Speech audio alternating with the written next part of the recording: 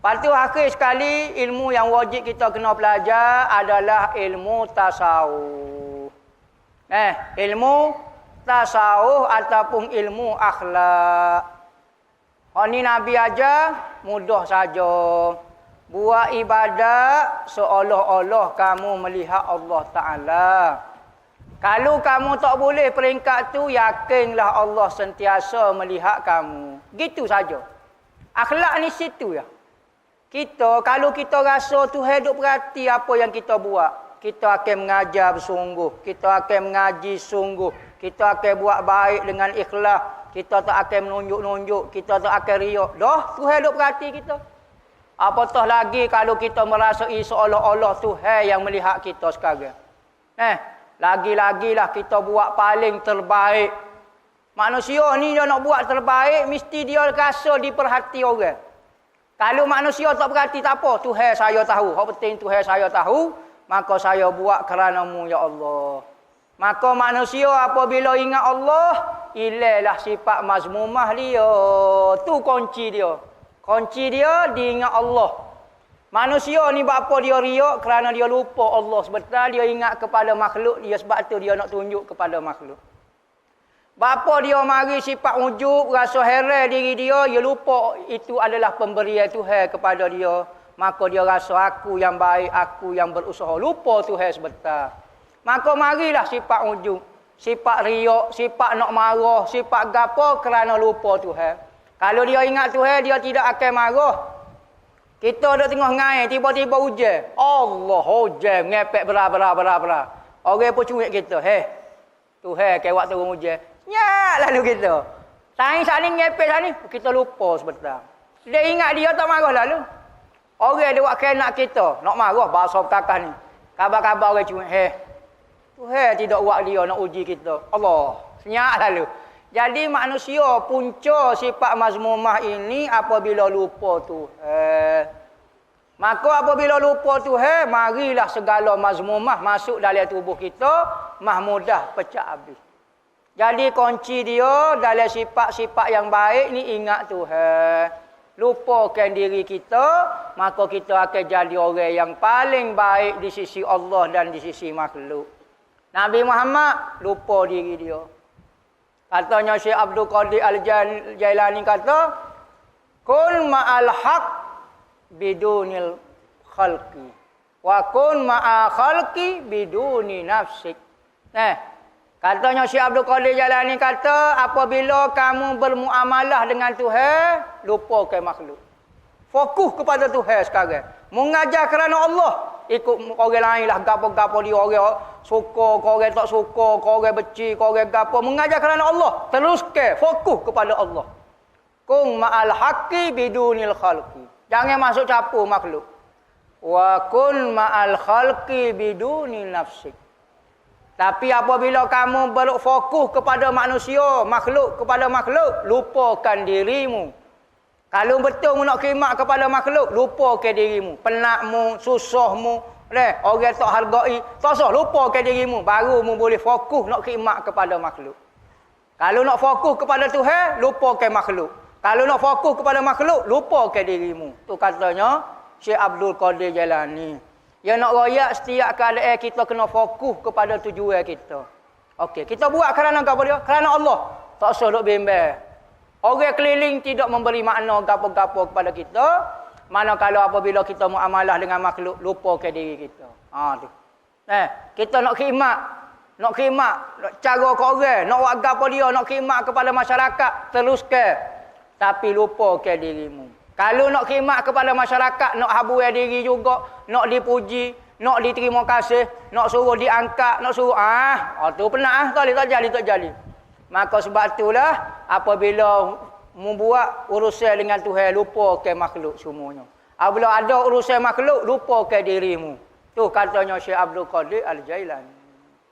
Maka habislah. Hak secara kasarnya lah ilmu fardu ain mengenai akhlak, perangai, fiqh dan tauhid secara umumnya. Berarti kalau orang boleh setara ni lah, boleh syarah lagu ni secara kasar-kasar dan faham dah, apa saja jawatan dia, tugas dia, sama ada dia orang terpelajar Orang tak belajar, orang peringkat tinggi, peringkat rendah, maka sudah lepas dah tuntutan untuk belajar fardu ain. Berarti ibadat yang ia disuruh buat seperti sembahyang sudah selesai dah. Alhamdulillah, sembahyang dia sudah alhamdulillah dah selesai dah. Akidah dia pun alhamdulillah dah, tasawuf dia pun alhamdulillah dah. Berarti kefarduan belajar sudah terlepas pada diri dia, buat kefarduan lain pula. Semaya pula, zakat pula, kau apa dia tu buat apa? Manakala belajar habis dah. Tak wajib dah lah. Nak belajar lagi, hukum dia sunat ko, fardu kifayah ko, sunat muakkad ko, suku pasar. Tapi fardu ain sudah lepas dah.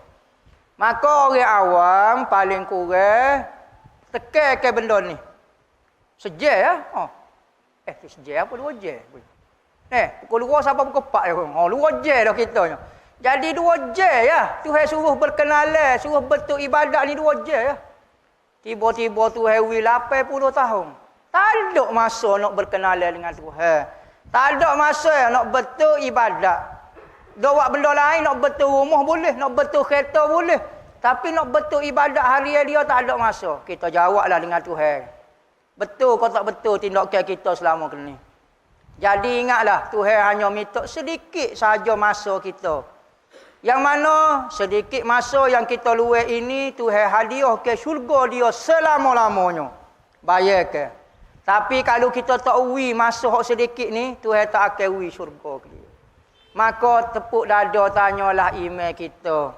Pemberian Tuhan cukup besar untuk kita, pengorbanan kita cukup sedikit. Boleh kata hampir semua orang akan cukup untuk menunaikan fardu ain dalam ilmu dia. Tetapi sekarang apa tak ada? Kecuali kita. Kecuali kita, kalau kita cuai naik kereta, kena sama ya. Tapi cuai menguruskan umur kita, Tuhan akan tanya, tak apa lagi, tak lepas ke? Meraunglah kita di dalam neraka selama-lamanya. Akidah tak ada goni, tak ada la haula wala quwata illa billah. Apabila mati baru nak beki, apabila mati, apabila kiamat baru nak tak ada. Farji'na na'mal salihan inna muqinun. Kembali ke kami kepada dunia, kami nak buat amal-amal yang baik. Kami nak belajar fardu ain, kami nak tutup aurat. Inna muqinun, kami sekarang yakin dah ya Allah. Ambo nampak dah syurga, ambo nampak dah neraka, yakin dah lah. Nak buat lah. Tuhan kata, innama kalimatun huwa qailuha. Mukecek lah. Benda itu hanya menjadi percakapan semata-mata. Kecek. Aku tak layak dah. Aku tak buat dah dunia ni. Masa ni aku beridah ke umur padamu. Orang dah ngajar ke kepala. Buat apa mu tak lepas fardu ain. Sikit yang masa untuk belajar fardu ain.